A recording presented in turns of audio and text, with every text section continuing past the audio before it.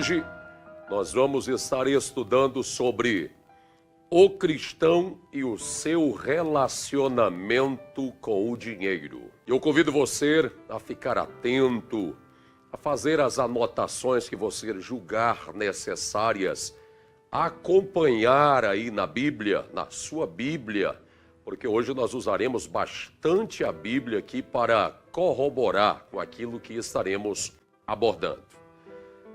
Meus irmãos, primeiramente, nós gostaríamos de falar a partir desse tema, conforme você consegue observar agora aí na sua tela, que tal tema é muito importante. Ele está dentro da área de estudos da chamada teologia econômica, ou a prática da contribuição cristã, cuja ênfase está na mordomia cristã do dinheiro, ou seja, da administração que o crente faz com relação ao dinheiro. É claro que, em segundo lugar, conforme aí está, falar sobre dinheiro, tal tema, é considerado quase que um tabu. É controverso, polêmico. Por isso que o dinheiro acaba virando uma espécie de um vilão, de um problema para muitos cristãos. E há tantas outras razões no que diz respeito a isso. Uma das razões pela qual alguns encaram o dinheiro desta maneira é por causa da avareza que está presente no coração do ser humano. O que Cristo chamou de mamon, o apego excessivo ao dinheiro, o que impede alguns de expressar o reino de Deus através de suas contribuições necessárias para essa expressão quanto à propagação do Evangelho do Senhor Jesus. Outra questão pela qual tal tema é considerado controverso é em decorrência das igrejas de mercado, principalmente aquelas do estilo ou do tipo neopentecostal, que exploram, visando seus próprios interesses, um tema como esse. Igrejas que falam mais da verba do que mesmo do verbo, que maniqueizam, demonizam o insucesso econômico e exploram o potencial econômico em benefício próprio. Aquele discurso do tipo que o dinheiro gera males, conflitos, que praticamente é o próprio demônio. Logo, esses propõem uma expurgação e dizem: tira o demônio da sua carteira. Se você tem 100 ou mais, venha para frente. Se você tem menos que isso, vá para trás. Mas se você não tem nada, show, Satanás. Essa foi boa. Mas eu chamo a sua atenção. Dinheiro é tema bíblico. É tema muito importante. O reformador alemão Martinho Lutero, ele já dizia que o cristão, o seu processo de conversão, também deve abranger pelo menos 3 esferas. Primeiro, uma conversão do coração, da mente e também uma conversão do bolso do cristão. Por isso que um tema como esse é muito essencial. É tema bíblico e conforme nós vimos agora há pouco, aí está em terceiro lugar. É citado no Antigo Testamento essa expressão dinheiro e os seus sinônimos como bens e etc. mais de 2.000 vezes. No Novo Testamento nós temos a menção disso de mais de 90 vezes. Então logo, não tem como desprezarmos uma temática como esta. Não é verdade? Para o crente é muito bom ter dinheiro no bolso, poder usufruir dos seus benefícios. Mas é algo muito negativo, ruim, tê-lo em outro lugar para além do bolso, do seu usufruto. Por exemplo, ter ele no coração. Vamos compreender melhor então a primeira parte desta temática? Acompanhe agora também aí na sua tela. Bom, aí está como primeiro ponto.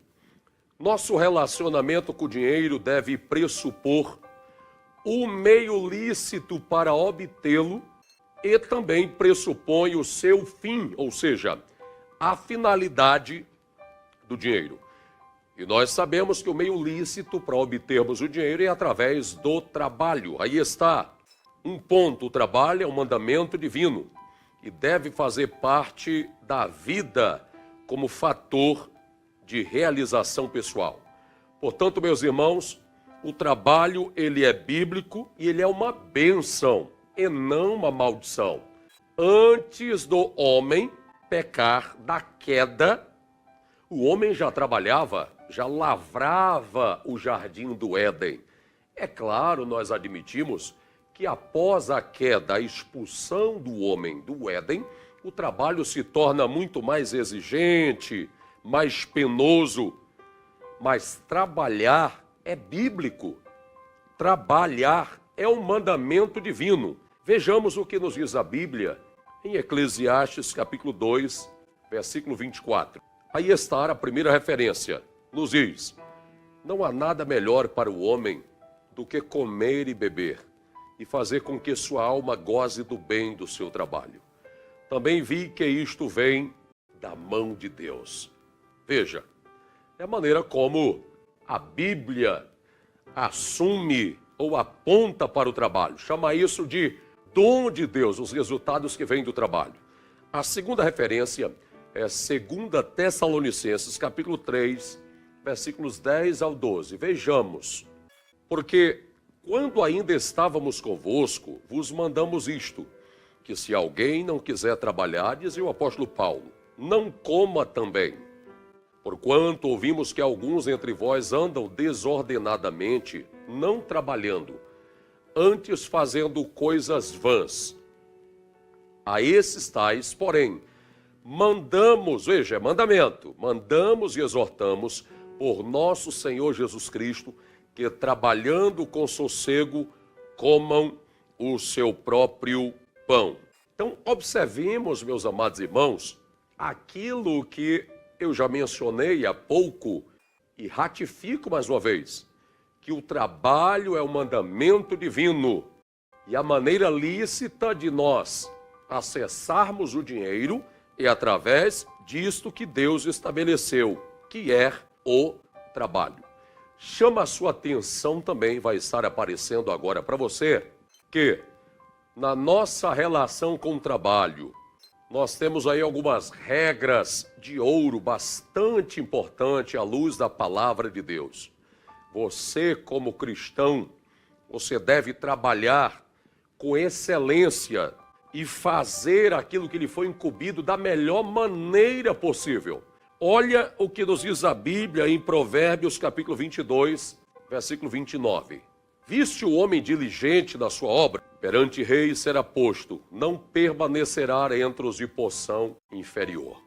Ou seja, o homem que faz as coisas bem feitas, que faz as coisas com excelência, certamente ele adquire postos mais elevados, ele se tornará alguém distinto. Você deve encarar suas atividades laborais, o seu trabalho, fazendo-o como se estivesse fazendo para Deus. Faça como que para Deus. É uma regra áurea.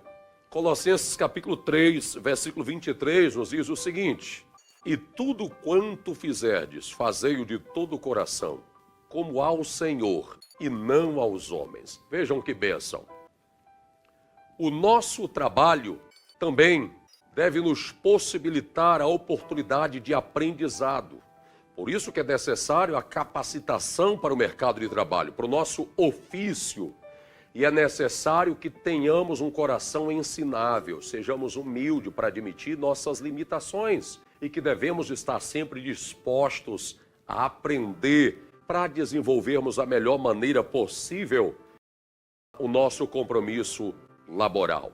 E aí está uma referência bíblica, que é Provérbios capítulo 19, versículo 20. Vejamos. Ouve o conselho e recebe a instrução ou a correção, para que no fim sejas sábio. Nosso trabalho não é só para ganharmos dinheiro, mas como crentes, nosso trabalho também é um lugar onde nós estamos pregando Cristo com a nossa vida, onde deve ser evidenciado o testemunho cristão. Vejamos o que nos diz Cristo em Mateus capítulo 5, versículo 16.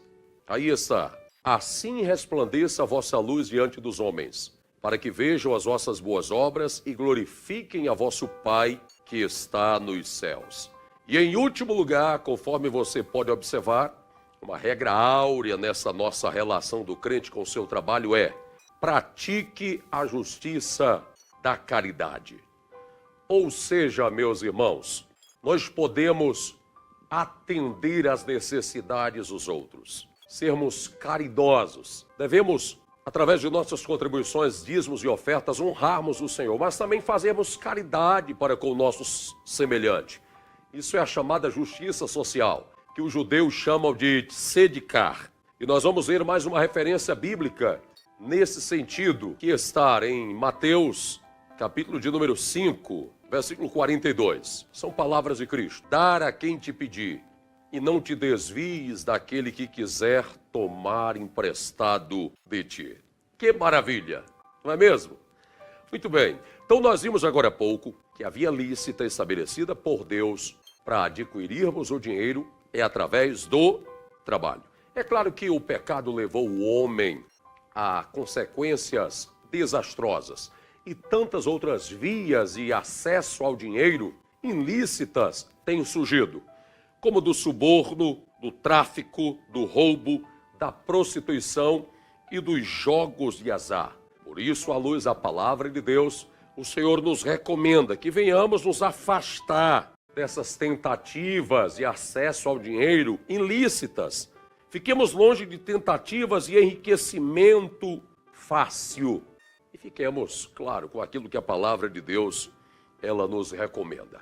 Você vai observar agora aí na sua tela, em um próximo subponto aqui do nosso estudo, que dentro do nosso relacionamento com o dinheiro, que pressupõe esse meio lícito, que é através do trabalho que nós vimos, há a pressuposição do fim ou da finalidade do trabalho.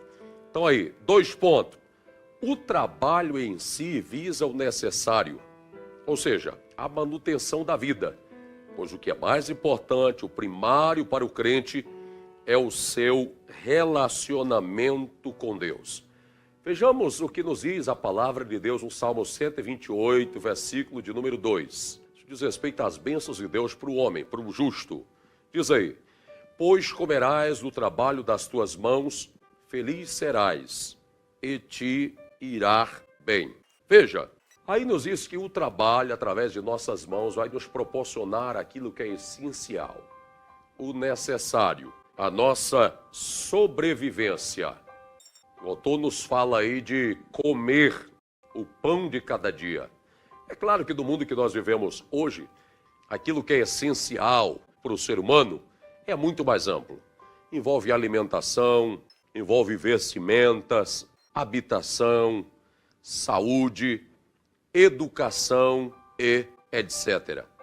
Mas o trabalho visa exatamente isso, essa essencialidade. Porque o primário para o crente é o que está lá em Mateus capítulo 6, versículo 33, que é uma regra áurea também para nós. Vejamos o que nos diz a palavra de Deus. Mas buscai primeiro o reino de Deus e a sua justiça, e todas estas coisas vos serão acrescentadas. Que coisas, estas coisas que Cristo está se referindo? Basta você ler Mateus capítulo 6, a partir do versículo 25.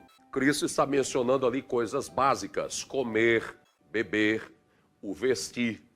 E ele diz: não andeis ociosos, ou ansiosos, melhor dizendo, com relação a essas coisas básicas. Porque quem se preocupa com isso são os ímpios, os pagãos. Mas vocês, o primário é, conforme lemos, buscar o reino de Deus e a sua justiça. E essas coisas básicas, essas que devem ser o fim ou a finalidade do trabalho, vos serão acrescentados. Agora, voltando à nossa tela, você pode observar também, do ponto 3, Nem todos os crentes têm condições de ser ricos, mas alguns podem enriquecer de maneira lícita, justa e com a bênção de Deus, ou seja, visando propósito. Isso é uma grande pergunta. O crente pode ser rico? É claro que pode. Se for de maneira honesta, através da via lícita estabelecida por Deus, como mandamento divino, que é o trabalho, visando propósitos de Deus, o crente pode se tornar rico. Sabe como que a igreja primitiva compreendia isso? E ao longo da história da igreja, que aqueles cristãos que viviam de maneira mais abastardas, eram ricos, eles compreendiam à luz da Bíblia como sendo portadores de dons de serviço, dons motivacionais. Aqueles que a Bíblia nos fala no Novo Testamento, dom de contribuir, o dom de repartir, o dom de socorro, o dom de semear sementes para que se aumente a sementeira da propagação do Evangelho. Eu sei que para crentes hoje que vivem em melhores condições, quando se diz que isso é um dom e Deus lhes proveu, lhes capacitou com melhores recursos, para que desenvolvam esse dom, para que atendam melhor a obra, eu sei que para alguns isso vai parecer estranho, né? Diz, opa, meu dinheiro, obra é outra coisa. Mas à luz da Bíblia não é bem assim. Agora, nem todo crente ele pode ser rico, meus irmãos.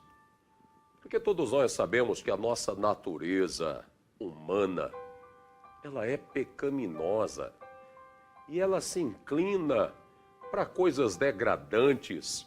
O ser humano possui um orgulho acentuado e uma tendência muito grande ao materialismo, à avareza.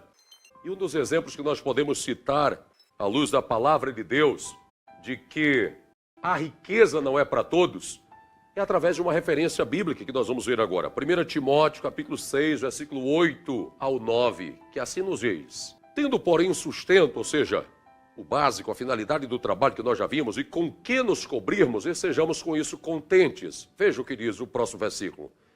Mas os que querem ser ricos caem em tentação e em laço, e em muitas concupiscências, desejos loucos e nocivos, que submergem os homens na perdição e ruína. Próximo versículo. Porque o amor ao dinheiro é a raiz de todos os males. E nessa cobiça alguns se desviaram da fé e se traspassaram a si mesmos com muitas dores. Então vejamos, nos diz aí que a riqueza ou o apego ao dinheiro para alguns é algo que vai trazer a eles um grande custo em relação à fé, um grande sofrimento, que isso pode até mesmo levá-lo a se desviar da fé. Veja que Paulo menciona no versículo 10 que nós lemos, diz que alguns, o próprio indivíduo, em busca disso, ele se traspassa. É como um instrumento pontiagudo, uma espada, que ele mesmo penetra e atravessa isso de um lado para o outro, provocando muitas dores e muito sofrimento. Certamente você conhece casos assim. Agora, eu disse há pouco que Deus, de maneira lícita, através de sua bênção, visando o propósito, pode enriquecer o crente. Mas, repito, nem todos têm uma natureza capaz de serem ricos. O exemplo que eu coloco é de Mateus, capítulo 19, a partir do versículo 16, aonde nos conta o encontro de Jesus com aquele jovem rico. E aí nós temos um diálogo, né? Desde a partir do versículo 16, pode ir avançando, versículo 17, pode avançar, versículo de número 18, nós conhecemos muito bem essa narrativa bíblica, versículo 20, que nós queremos chegar aí no cerne da questão. O jovem disse para Cristo: Senhor, o Senhor tem me perguntado se eu guardo todos os mandamentos, as ordenanças da lei mosaica. Sim, desde a minha mocidade. Eu acho que moralmente eu estou bem. Me falta alguma coisa? Ao que Jesus diz no versículo 21?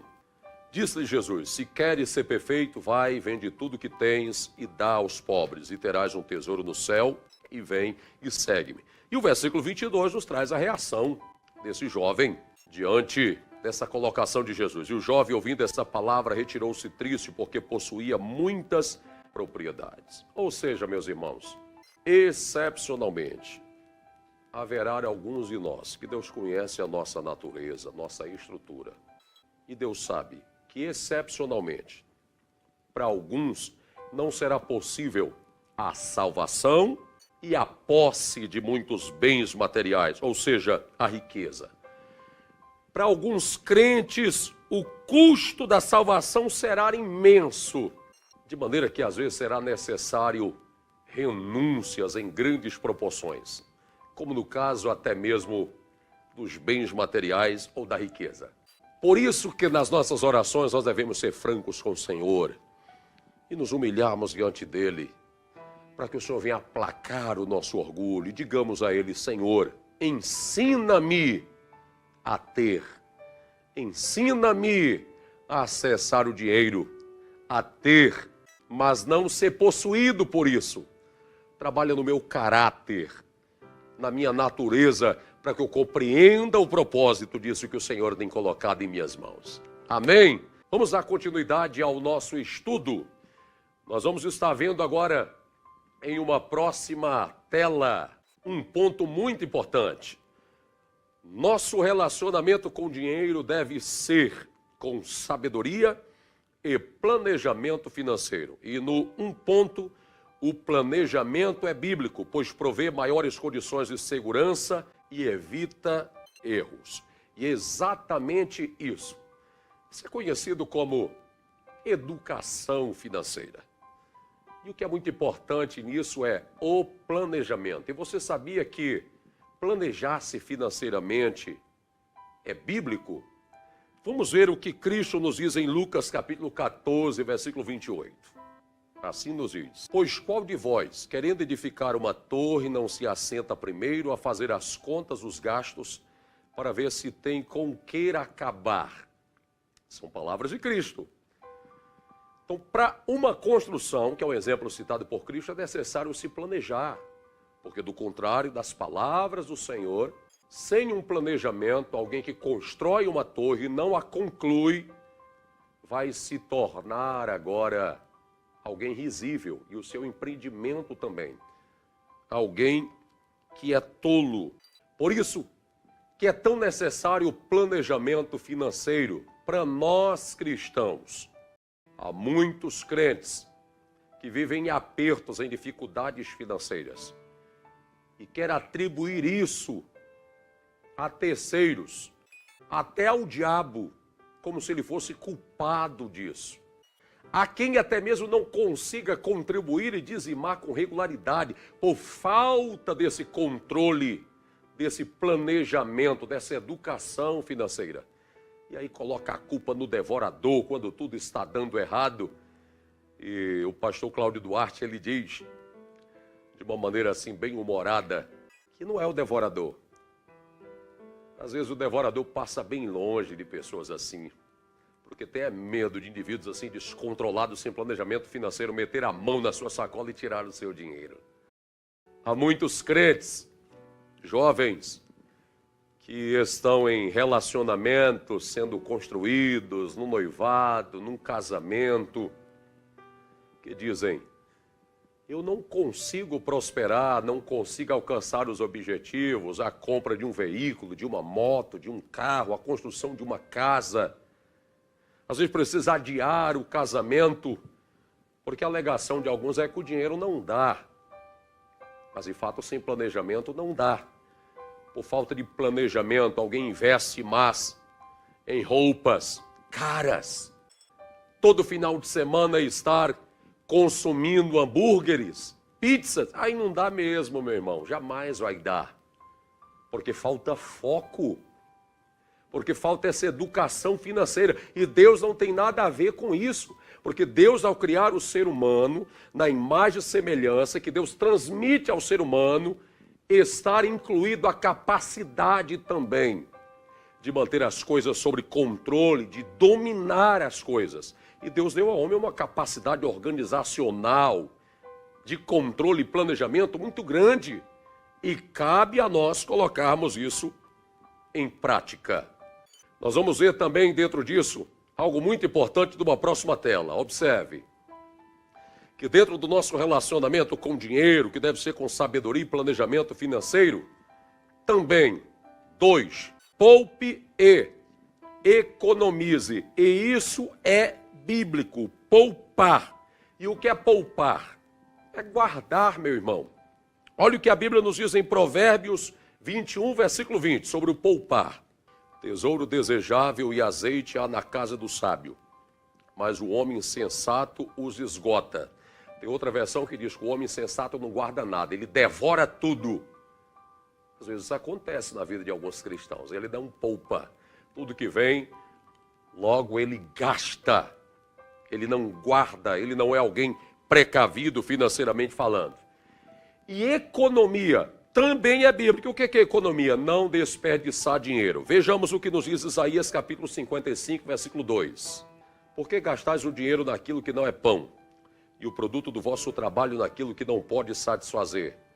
Então, economizar, que é bíblico, diz respeito ao não desperdiçar o dinheiro. Ou ainda, ter em mente aquilo que é mais importante, que eu devo investir o meu dinheiro. Porque há coisas supérfluas, há coisas secundárias e menos importância. E eu devo priorizar aquilo que é mais importante. E alguns comprometem até aquilo que é de Deus, como o dízimo. Porque não tem um orçamento determinado, não tem planejamento. Eu já vi uma postagem capciosa, que gostam sempre de colocarem ela para colocar os pastores na parede. Como, por exemplo, alguém colocou a seguinte situação. Imagine que situação capciosa. A seguinte situação. Pastor, eu ganho um salário, o dízimo é 10%, está em torno de R$120. Separei o meu dízimo, mas o meu gás, ele seca. E aí, pastor? Eu dou o meu dízimo ou eu compro o gás? Veja que situação capciosa para colocar os pastores em maus lençóis. No meu caso, eu como pastor diria para alguém assim: atenda a sua necessidade imediata, vá trocar o seu gás. Mas como pastor não deixaria de admoestar e de corrigir quanto ao seguinte: o que é do Senhor é o que deve ser tirado em primeiro lugar, nossa primícia. E nós, com planejamento e educação financeira, com economia, nós saberemos quais são nossas despesas fixas e sabemos que um gás, energia, água, alimentação, sabemos quais são as despesas mais importantes de uma casa. E se levarmos isso em consideração, nós não vamos comprometer aquilo que pertence ao Senhor. Compreendem uma situação como essa? Vejamos também na tela algo importante que nós não podemos abrir mão. Veja, cuidado com o consumismo e o modelo do ter em detrimento do ser. Já estou nessa última parte, mas o 3 ponto também diz cuidado com as dívidas. Romanos capítulo 15, versículo 8 nos diz que a ninguém devais nada, senão o amor. Então, com relação às nossas dívidas, a Bíblia nos recomenda evitarmos. Mas, se precisarmos, lançarmos mão do crédito, devemos ter bastante cuidado, porque o que está em jogo é o nosso caráter, é a nossa reputação, e nós precisamos honrar esse compromisso. Mas eu citei por último aí, em quarto lugar, que devemos ter bastante cuidado com o consumismo, com o marketing comercial, com as vitrines, não é, minha irmã? Que às vezes parece que estão chamando. É o apelo midiático sempre nos convidando a comprar o 10º par de sapato, a adquirir o produto de última geração, a trocar constantemente de celular. Tenhamos cuidado com esses apelos de marketing, com esse consumismo. Tenhamos cuidado hoje com a objetificação do ser humano. O ser humano tem sido objetificado, já não é mais ele, é a marca do relógio, etiqueta da camisa, do calçado que ele usa. Ele perde sua própria identidade, é diluída em nome de uma marca famosa. Esse é o modelo do mundo, não é o nosso modelo. O modelo do ter é o modelo secular. Você observa que as primeiras classes de aviões, as suítes master de um hotel, as áreas VIPs, não é para quem é, mas é para quem tem, mesmo que ele seja um mau caráter. Só que no reino de Deus não é assim. No reino de Deus o mais importante é o ser, em detrimento do ter.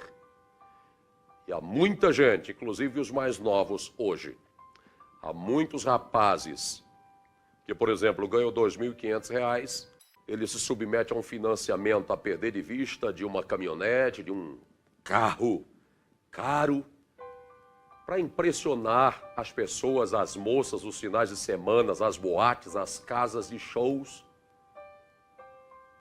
Ele consome praticamente o seu líquido, o seu salário em tudo aquilo, para manter uma ilusão. Com dinheiro que não tem, ele compra o que não precisa para mostrar o que não é. Isso é boa, não é? E eu vou repetir.